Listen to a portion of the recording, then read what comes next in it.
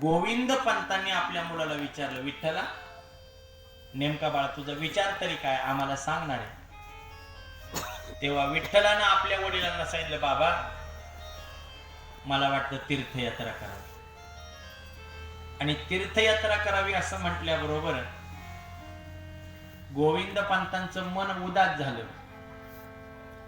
वयाच्या 50 वयानंतर आपल्याला मुलगा झाला. तो मुलगा 12 वर्ष मामाच्या गावी अध्ययन करण्याकरता गेला.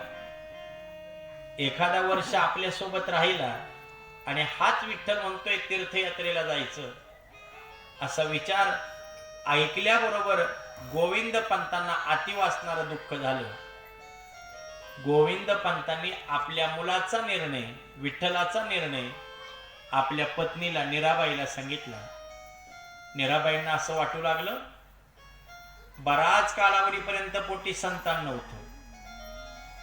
झाल्यानंतर अध्ययनाकरता मामाच्या गावी गेला आणि या विठ्ठलानं माझ्या सोबत राहावं, त्यानं मला प्रेमानं आई म्हणून हाक मारावी, असं मीराबाईंचं मन म्हणायचं. पण विठ्ठलाच्या मनामध्ये मात्र वेगळंच काही. गोविंद पंतांनी मनाशी विचार केला, विठ्ठला तुझ्या आईशी बोलतो आणि तुला लवकरच कळवतो, असं विचारलं. मीराबाईंनी सगळं ऐकलं